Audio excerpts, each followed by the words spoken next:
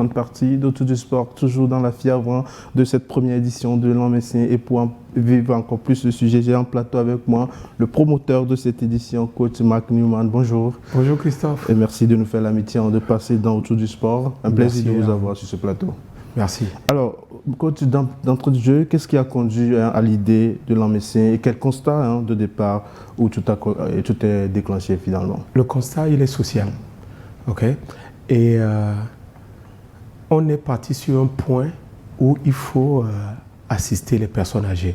C'est vrai qu'on a commencé depuis un moment, mais il fallait concrétiser. Donc, le constat a été fait que la plupart des personnes, nos parents, souffrent de pathologies qui sont liées à la sédentarité parce qu'ils n'ont pas connu certaines activités sportives. À l'époque, le sport, pour eux, c'était tabou, c'était des dispenses un peu partout.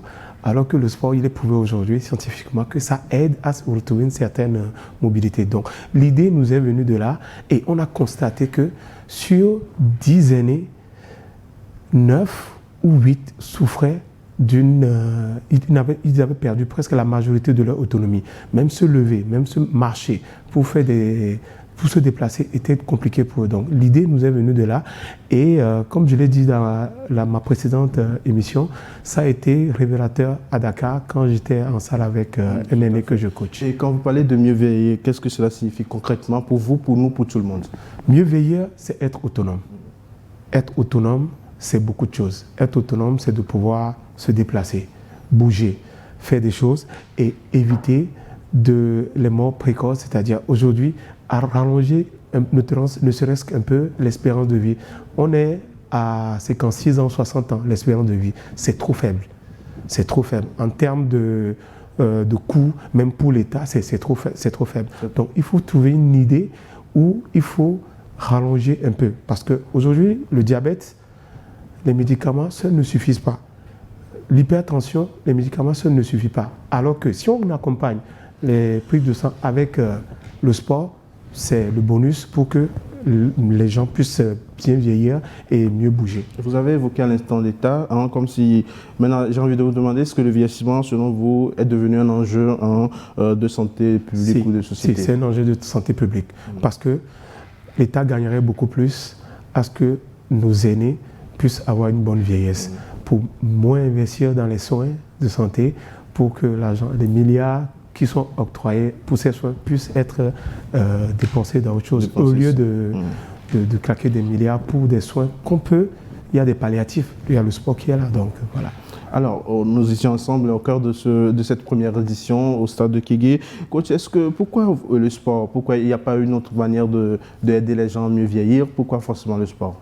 Le sport, parce que c'est un levier qui joue énormément sur notre mobilité.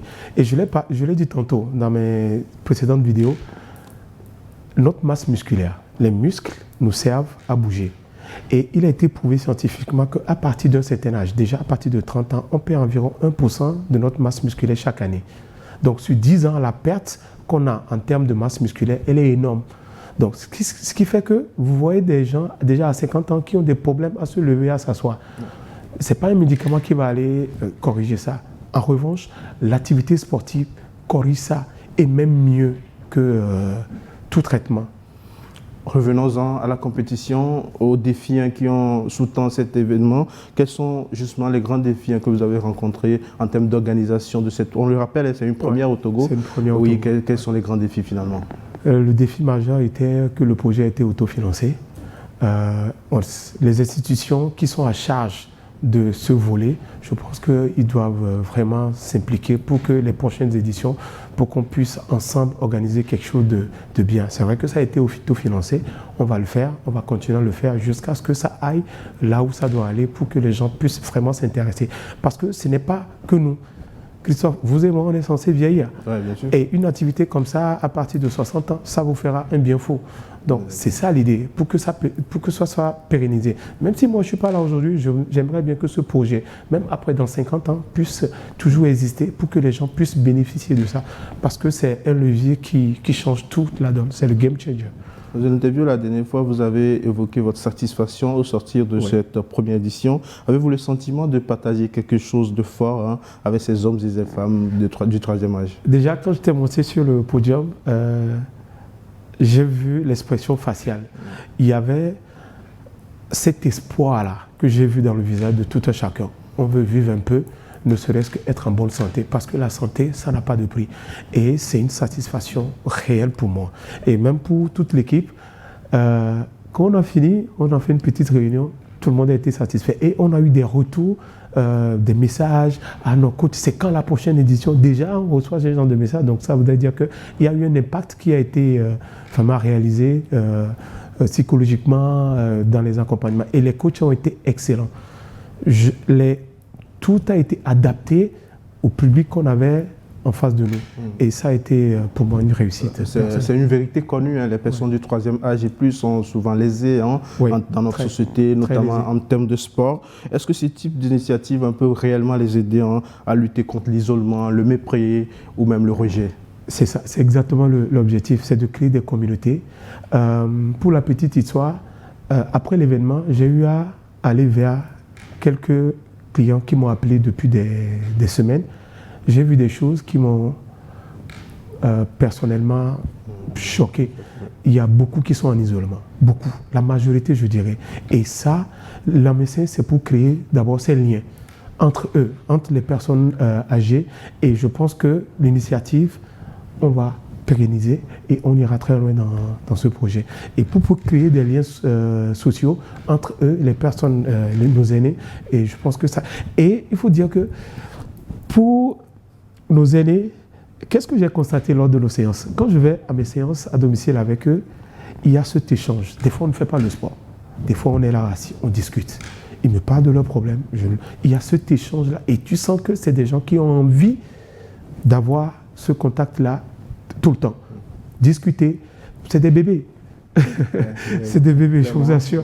Oui. Et ça, c'est le lien là qu'on va essayer de créer avec le temps pour les aider à éviter l'isolement. Vous l'avez dit en début d'émission, cette initiative, vous l'avez fait autofinancer. Vous voulez que ça se pérennise peut-être dans les 50 prochaines années. Mais pour le faire, il faut des fonds, vraiment. Il faut vraiment se bouger. C'est pourquoi je lance un appel aux institutions qui sont à charge des personnes âgées de vraiment nous soutenir sur ce projet. La prochaine édition, on est en train de réfléchir d'ici 2 mois ou 3 mois. Et on va envoyer des courriers. Et j'espère que ça ira là où ça doit aller pour qu'ils viennent nous appuyer sur ce projet. Parce qu'on ne peut pas le faire seul. Moi, seul, je ne peux pas le faire. Il faut vraiment que les institutions nous accompagnent. Déjà, le ministère du Sport est avec nous.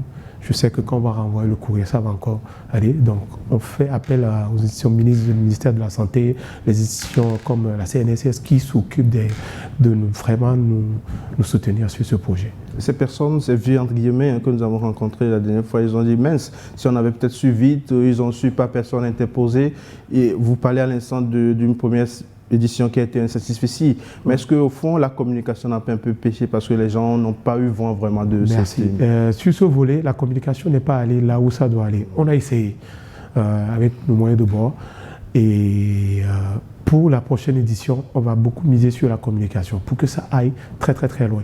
Et avec l'équipe déjà, on a fait le rapport, on a vu ce qui n'a pas marché, ce qui n'a pas... Et c'est surtout au niveau de la communication, donc on va beaucoup plus mettre l'accent et investir dedans pour que tout le monde soit au courant.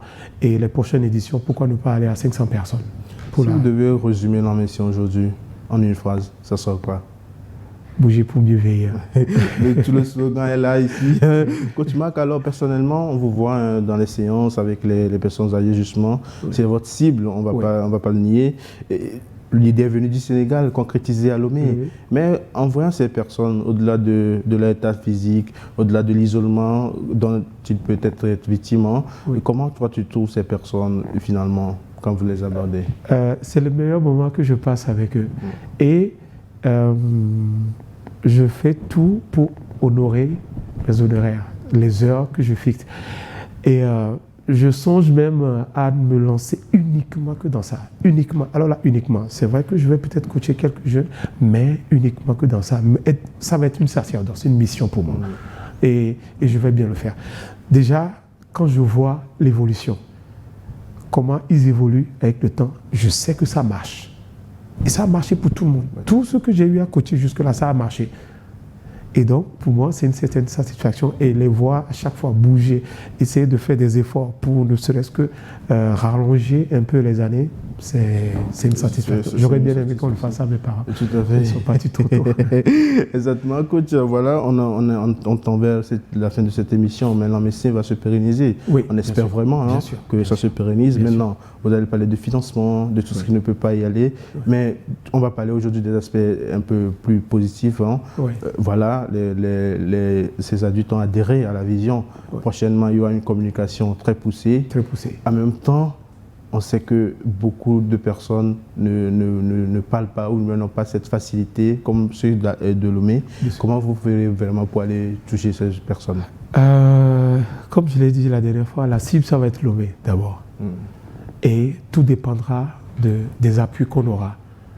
L'idée, c'est sur tout le Togo, avoir des centres communautaires sportifs pour les personnes âgées, où ils peuvent venir, ne serait-ce que 2 fois par semaine, faire une activité sportive avec des professionnels.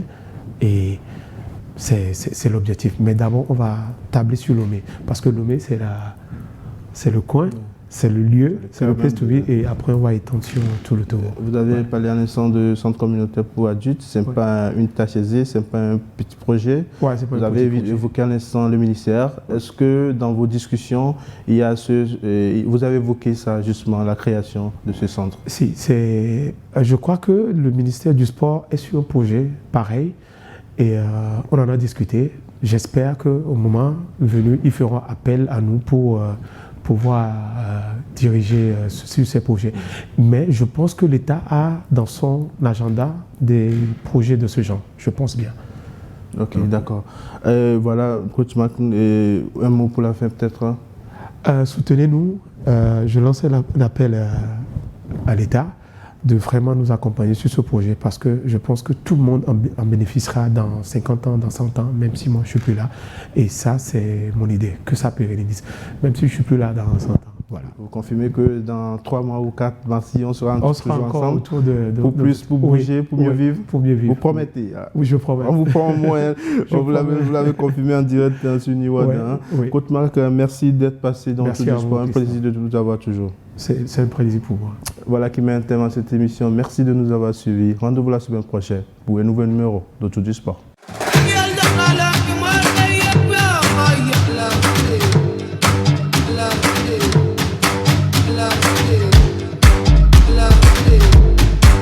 Love.